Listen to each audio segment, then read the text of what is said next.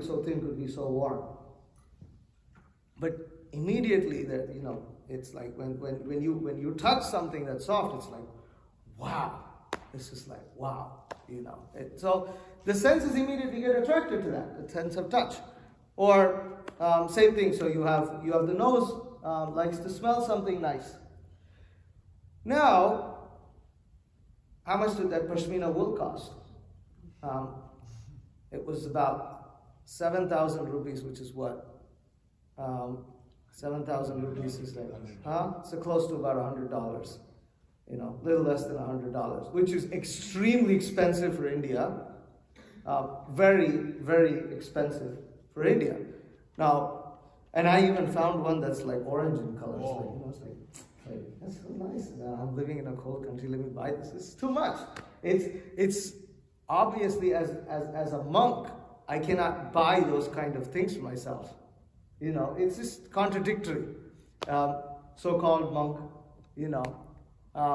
buying things that even the ordinary people in India would think like 4 times before they buy. But the senses were attracted. And my mind was giving me like so many reasons as to why, you live in the United States. It's only $100. Come on, in the United States it doesn't matter. $100 is not so much for something so unique and exotic,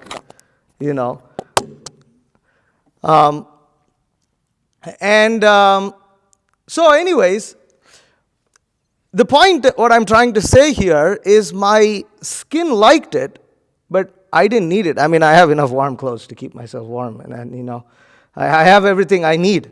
It's not that I need that, but my senses felt like, we need this,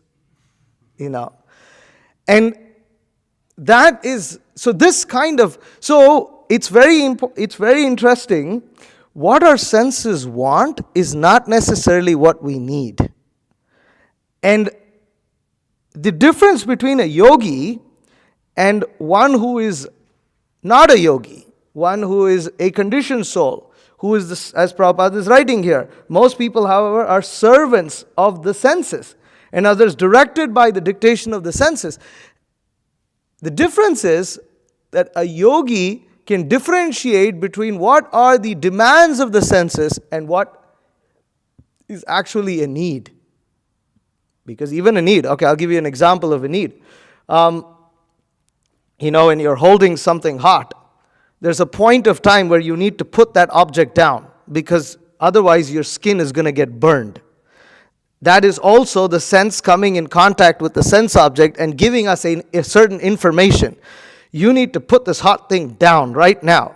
Otherwise, it's going to burn your skin. It's going to burn your hands or whatever. And at that point, that is a need. You're supposed to put it down. If we didn't get that kind of information, then we wouldn't be able to protect ourselves from so many things. But the yogi is able to discriminate between these two. Now, an important point that Srila Prabhupada was making in connection with explaining this verse is that, unfortunately, those who are attempting on the path of self-realization, they generally swing to or either extremes. So, the other extreme is that the senses are bad and I need to stop their function altogether. This is a whole thought that several spiritualists have, that the senses are bad, we need to stop. And the ultimate perfection, ultimate spiritual realization is when I don't react to anything, I don't do anything, I don't have to do anything. And that their conception of perfection or liberation is that platform or plane where there's nothing to be done. In fact, and Srila Prabhupada was making this very interesting point. Prabhupada said, if there is life, there must be senses. Because, after one attains liberation, if one does not have anything to do, or if one cannot conceive of anything except that I'm just going to merge into some universal consciousness or whatever people say, then if you don't have activity, it is basically lifeless. And that is not, and Prabhupada is making the point, how can that be the ultimate destination when the living entity in this world is so active and so full of life? How can that be a natural position? How can that be a natural solution? If it was natural for us to do nothing, why are we so engaged in doing so many things? And why do we have to struggle with this, according to this philosophy? It can seem like that over here, right? It can seem like that. The yogi must be very strong to control the serpents like a snake charmer. He never allows them to act independently. But that does not mean that he doesn't allow them to act at all. This is a very, very important point to understand. It's not that the ultimate perfection or spiritual perfection is when one basically becomes like a blob of non-existence. That is not spiritual perfection. And what basically what is the difference between that and a dead body? Nothing. And therefore, in the Bhaktivedanta purports, Srila Prabhupada comments on this and says this is spiritual suicide. For those people who are frustrated in living life and who basically feel like there's nothing that can be done or nothing that is worth even doing in life, they commit suicide. And a class of spiritual seekers, due to lack of knowledge of the nature of the soul, of the nature of God, of the nature of this universe, or even the purpose of human life, also come to the conclusion that ultimately what I need to do is I need to stop existing. I am nothing. Nothingness, or also known as nirvana. They think that is the perfection of life. But that is nothing but spiritual suicide. They're not physically committing suicide, but they basically want to stop all the activities of the spirit soul due to lack of knowledge, due to ignorance. Just as a person who wants to commit suicide is in ignorance of activities that he can do to improve his life. Therefore, suicide is never considered to be a good thing. That's what there's counseling offered to people who are with suicidal thoughts. It's like, wait, there's hope. There are things that you can do. But the same is true when one lacks spiritual knowledge. That one comes to they come to these kind of speculations because they are unable to understand the nature of who they are. But Srila Prabhupada makes this point clear that it's not that just the senses, they're attracted and all this. The senses are misdirected, but the nature of the spirit soul is to be active. And therefore, the real yogi is not trying to become fully inactive. He becomes active to achieve the purpose of self-realization, to become Krishna conscious.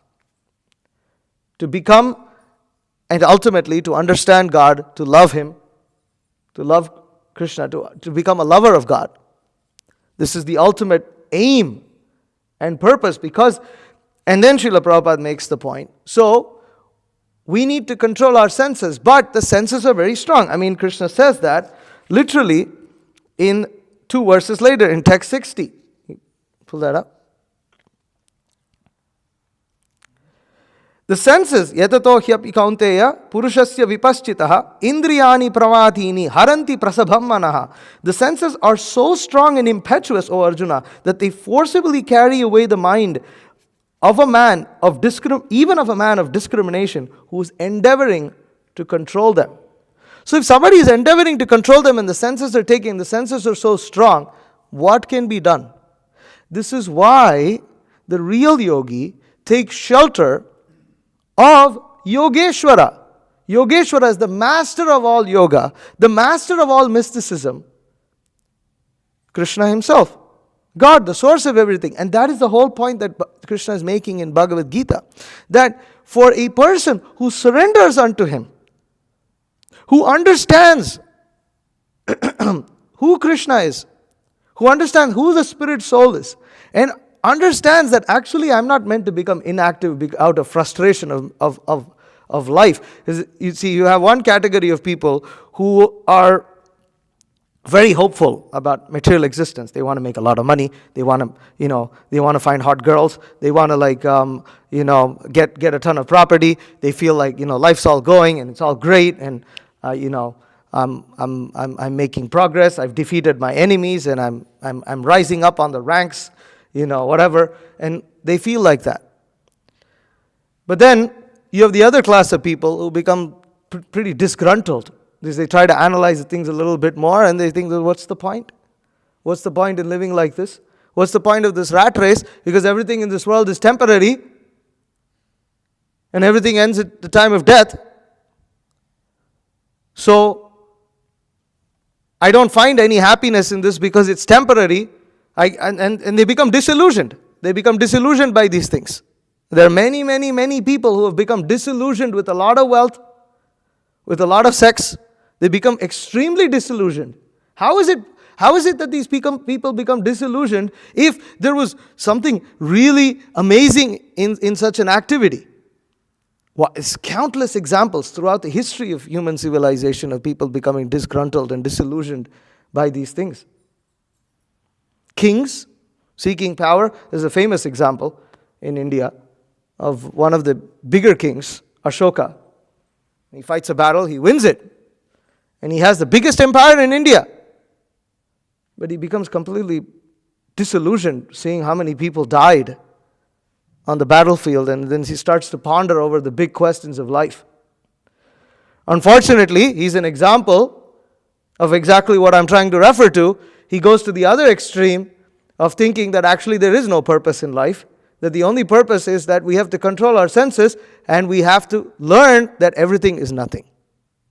That nothingness is actual peace. Because if there's anything, there's no peace. Where there's activity, there's no peace. So don't make any activity. Like right now, we're some people in this room. So there'll be some talking, some chatting, some moving around, some noise. But we empty the room out, and there's peace. So let's empty our brains out, empty everything out, empty all the thoughts. Stop the mind. Still the mind. The point is that it's actually a very unnatural position for the soul to come to. And it is something that is so difficult, and that is the kind of person that Krishna is referring to in this verse. He says, man of discrimination. This person's discriminating extremely. But still it carries away such a person. So what should he do? The point is that Krishna makes in the Bhagavad Gita, where does the senses, so the senses are so strong and impetuous, where does the senses get that power from? Where does anything in this world, how is it that, so the he donkey is attracted by the she donkey? Very attracted. We were going on an ox ride in a farm in France. So there's a nice devotee taking us on an ox ride. So so there's two oxen, but actually one of the oxen is a bull, which means hasn't been castrated. So now a bull that's not castrated, you have to be quite careful with that bull. Anybody who has any knowledge of how to deal with oxen know that a bull is very, very unpredictable in its character. But the bull is still young. It was only like 9 months old. It was strong. And so we're on this ox ride, and somehow or the other, even though the devotee planned to take us in a manner, somehow or the other what happened is the women who were bringing the cows back, some of the Matajis were bringing the cows back from the grazing pastures back to the barn. And it just so happened that we crossed exactly at the wrong moment. Why wrong moment? Because immediately these oxen were trying to get out of control. Immediately, what was a very smooth, pleasant ride started to become pretty rough. And they were pulling in a particular direction, getting agitated, and this and that. Why? Because the senses came in contact with the sense object. Now, animals, they don't have any ability to control this. They don't have a need to do it also. Because the animal form of life isn't meant for that purpose. But the humans, we can understand, oh, just see, this is happening. But when the cows went by, none of the human males got agitated. Why is it so? Why is it so? I mean, it's the same. The Shastra, the Bhagavad Gita, the Srimad Bhagavatam, they explain to us that actually the feeling that we feel, the infatuation that we feel when the senses come in contact with the sense object is the same feeling that the animals feel. Of course, they react according to their body. And immediately the bulls were like mooing and making all kinds of noises and things like that. And, the human being, whatever he does, whatever he wants to do, He starts taking photos with his camera or whatever, The bull isn't going to do that. It's just a difference of how the body that we have, it reacts in a particular way. But the infatuation, it's the same. In fact, it may shock us, but the Bhagavatam describes that actually the pleasure that we feel in sex also, it's not anything different to what the animals feel when they have sex.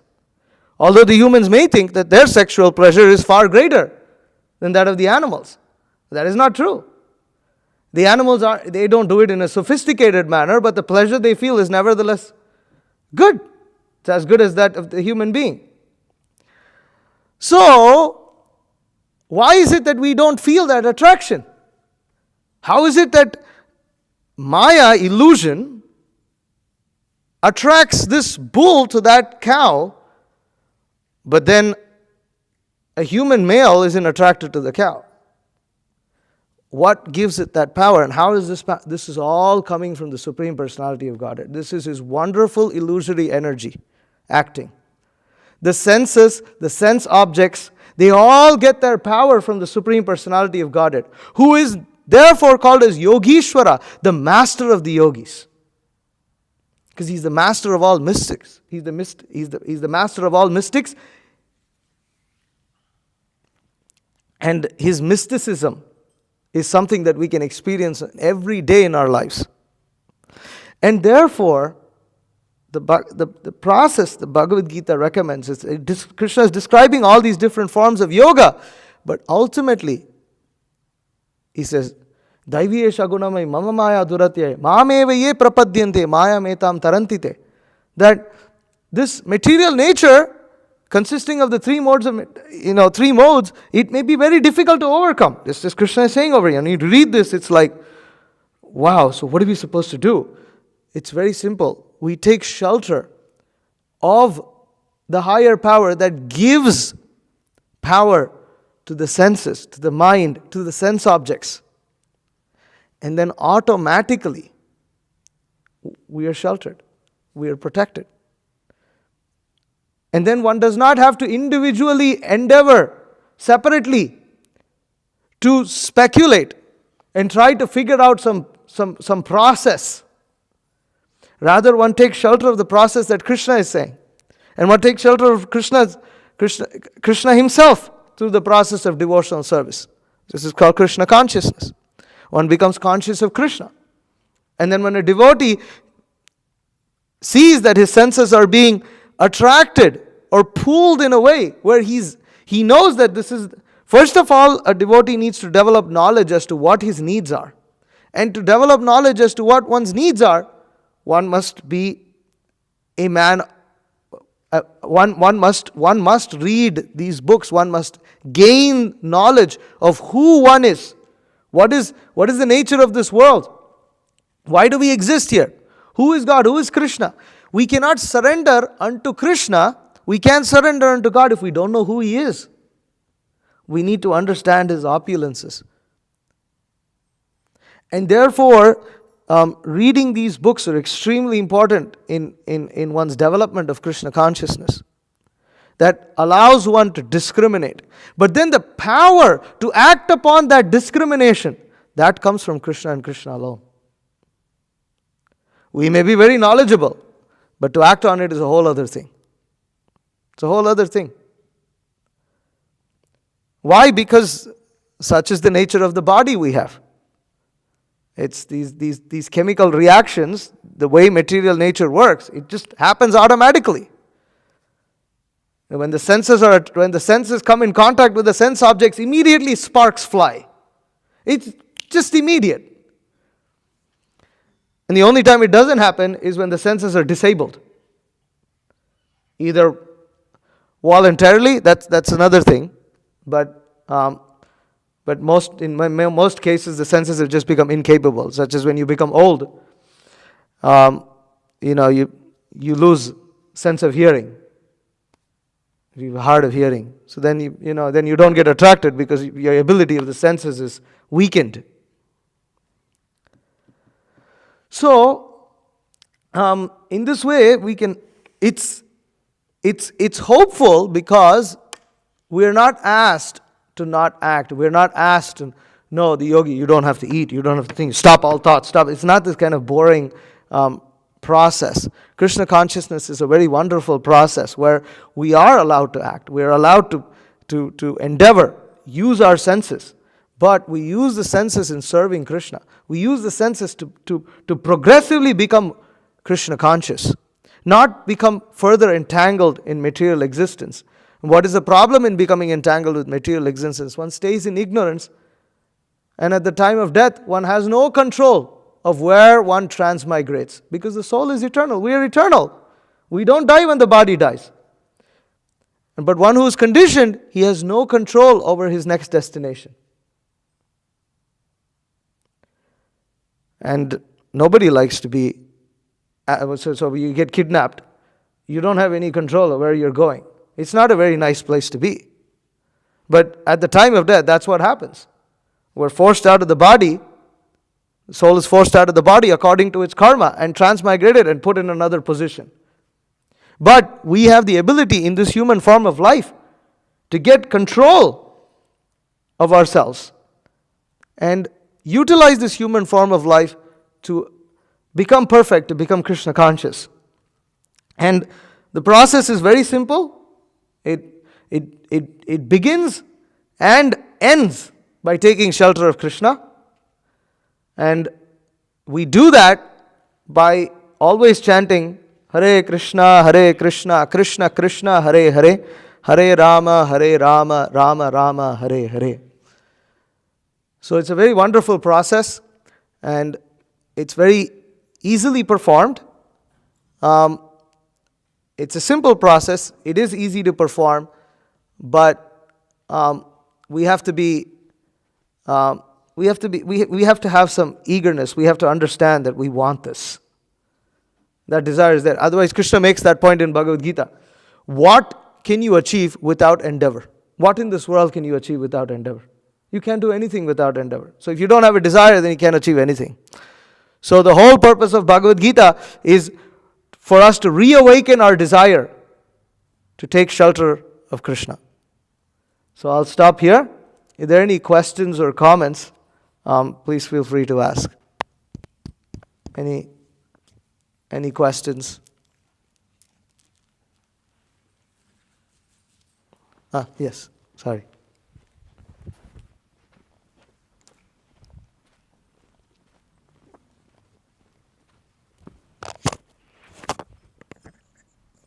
Hare Krishna.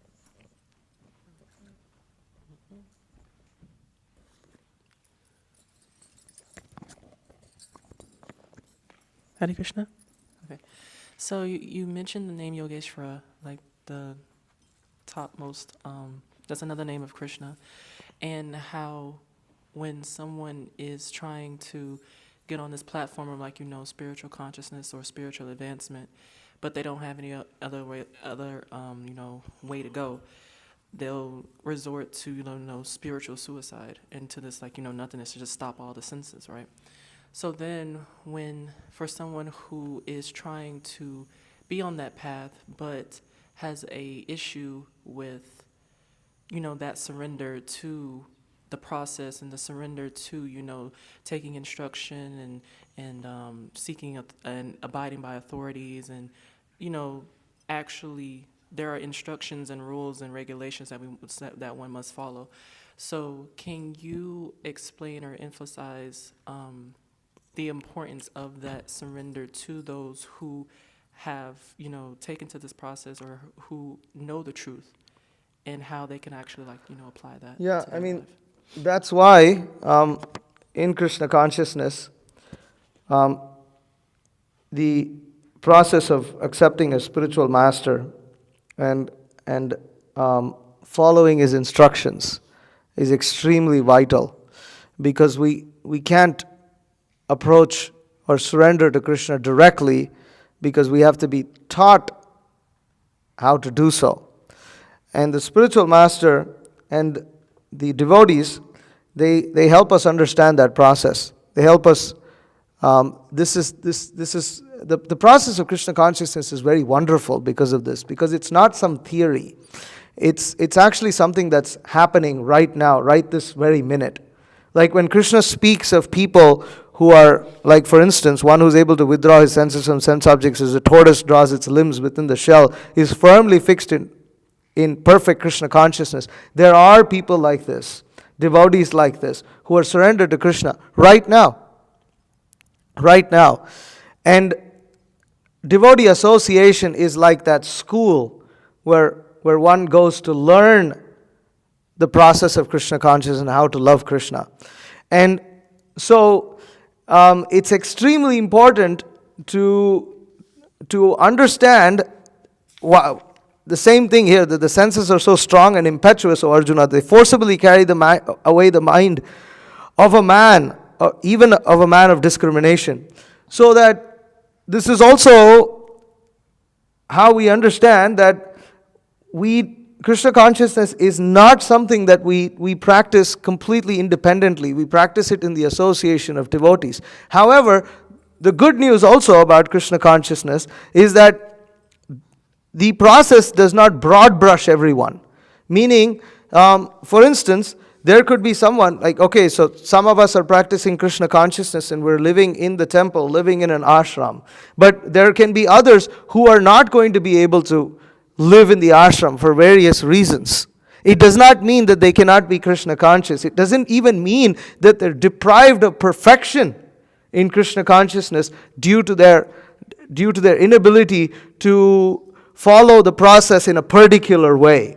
There is a solution and a method of how Krishna consciousness can be practiced in different circumstances that one may be in. And for this reason, one has to approach those who are practicing and those who are well versed in the science of Krishna consciousness, because the science has to be applied accordingly. For instance, in Ayurveda, I'll just give you a simple example. So in Ayurveda, the process of abhyanga, means oil bathing, is very beneficial. It's considered to be very good. So you rub oil all over yourself.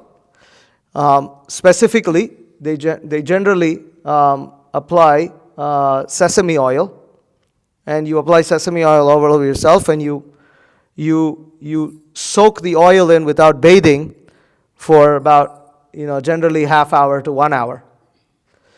And sometimes you do steam bathing in that, and then, it opens the pores up and the oil gets absorbed in the skin, and it's very, very good. It's extremely good for one's skin. It helps maintain the skin to be soft and prevents wrinkles and things like this. Now, that's generally true. So how you do oil bathing, abhyanga is generally sesame oil. But there's a detail over there that when it's cold, you don't use sesame oil.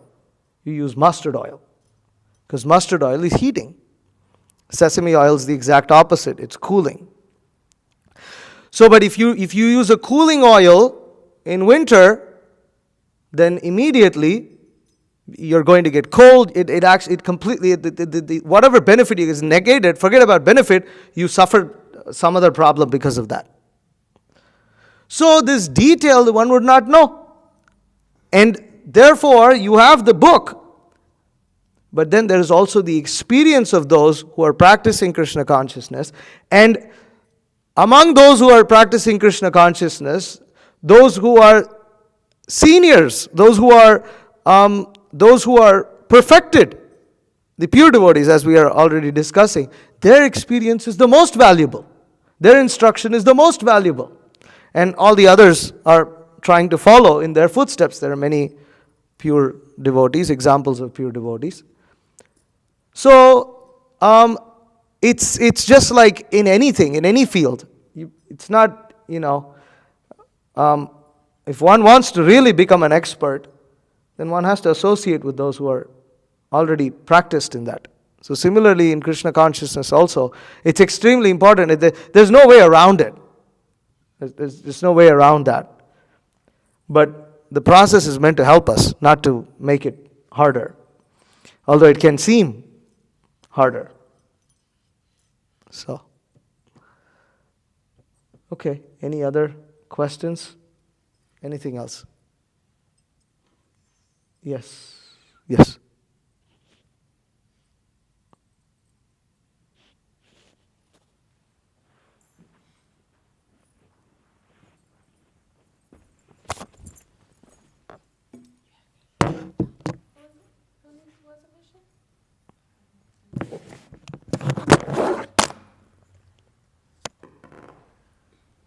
Hare Krishna.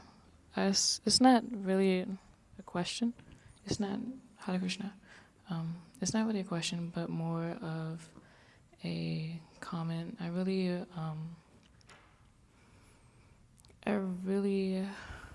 connected with the example of a bull seeing a cow,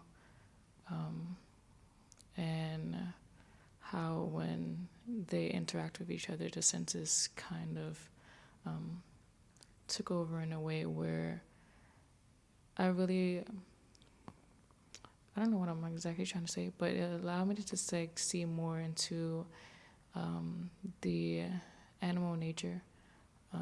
So I kind of just found that interesting myself. Okay, thank you. Yes?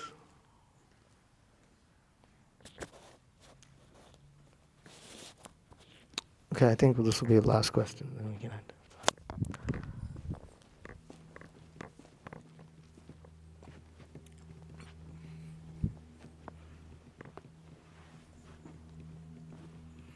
Hare Krishna Prabhu, could you please give like a comparative exploration of how Krishna feels when the jiva is exploring three paths, like how Krishna feels when he, because Krishna is witnessing everything, so how he is feeling when he sees the jiva, walking the path of Mayavad, walking the path of like mundane existence, like just making money and all that, and then how Krishna feels when the jiva is pursuing Krishna, devotional life.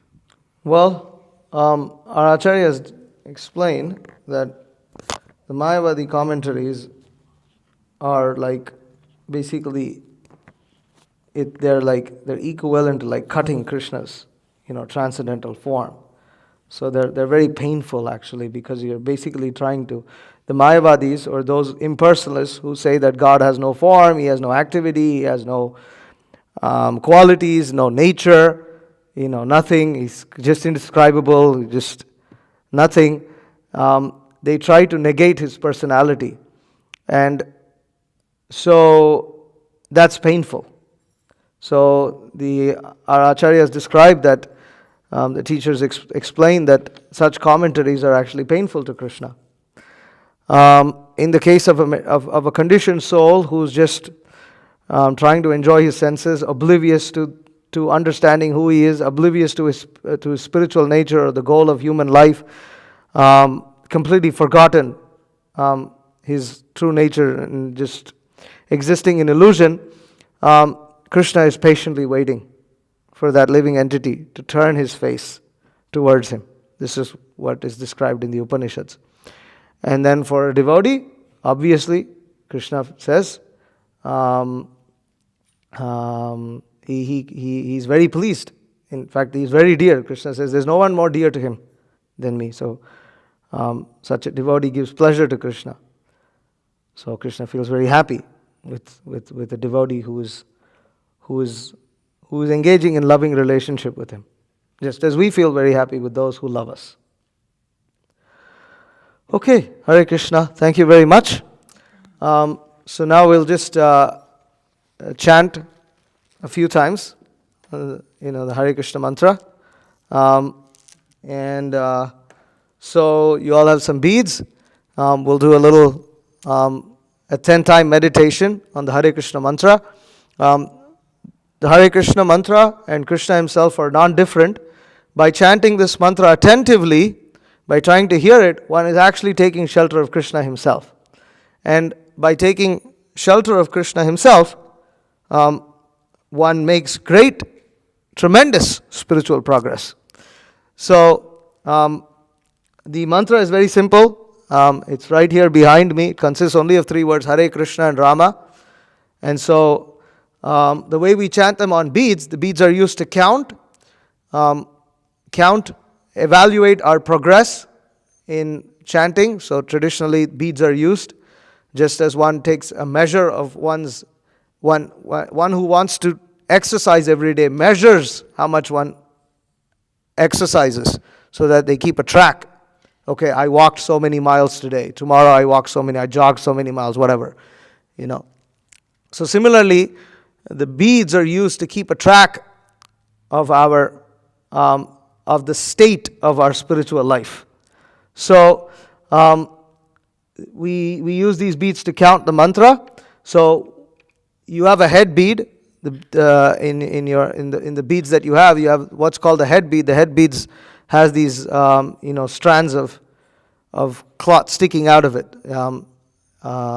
It's the bead that's got a hairstyle. So the bead after that, we begin chanting on the bead right after that, and we chant the full mantra on one bead. So you can repeat after me. Hare Krishna, Hare Krishna, Krishna Krishna, Hare Hare, Hare Rama, Hare Rama, Rama Rama, Hare Hare. So then we go to the next beat. Yes, pull on to the next beat. So in this way, we'll chant another 9 times. So we can chant it together at the count of 3, 2, 1. Hare Krishna, Krishna Krishna, Hare Hare, Hare Rama, Rama Rama, Hare Hare. Hare Krishna, Krishna Krishna, Hare Hare, Hare Rama, Rama Rama, Hare Hare. Hare Krishna, Krishna Krishna, Hare Hare, Hare Rama, Rama Rama, Hare Hare. Hare Krishna, Krishna Krishna, Hare Hare, Hare Rama, Rama Rama, Hare Hare. Hare Krishna, Krishna Krishna, Hare Hare, Hare Rama, Rama Rama, Hare Hare. Hare Krishna, Krishna Krishna, Hare Hare, Hare Rama, Rama Rama, Hare Hare. Hare Krishna, Krishna Krishna, Hare Hare, Hare Rama, Rama Rama, Hare Hare. Hare Krishna, Krishna Krishna, Hare Hare, Hare Rama, Rama Rama, Hare Hare. Last time. Hare Krishna, Krishna Krishna, Hare Hare, Hare Rama, Rama Rama, Hare Hare. So it's a very, very simple process. You can chant this at any time, any place, any circumstance. You can stand it sitting, chanting with your eyes open or closed. Just don't fall asleep. So paying attention to the mantra while chanting is important, and try to chant a set number of times every day. The mantra is free. You can experience the benefit yourself. And once you've chanted some amount of time, if you want to improve, then increase that and maintain it. This is a very, very powerful process, and like I mentioned in the class, please read these books. They're very, very, they're great treasure houses of transcendental knowledge. They can help solve all the miseries, all the problems we have in our life. The solutions are there in this book, and we can take shelter of this process. And please come again. Please attend these satsangs. We also have programs in the morning. There's signs posted out there as to our timings. So you're welcome. Please come in the mornings on weekdays. It's a thing to experience. We wake up in the morning, early morning, and 4:30 is our first ceremony, and then we all chant on these beads for some time. And then at about 7:15 we have another little kirtan, some singing, dancing. And then at 7:45 we have what's called the Srimad Bhagavatam class, where we discuss this philosophy of Krishna consciousness in much greater detail. And then there's breakfast for anybody who would like to, who likes to attend this kind of a program in the morning. So please come. It is our greatest pleasure to be able to host people, to facilitate their spiritual lives, and also feed them nice Krishna prasadam. And with that I'll end. Thank you very much. After this, downstairs we're serving prasadam. So hope to see you all again. Hare Krishna. Srila Prabhupada ki jai. Vancha kalpatarubhescha kripa sindhubhyo cha patitanam pavanebhyo vaishnavebhyo namo namah.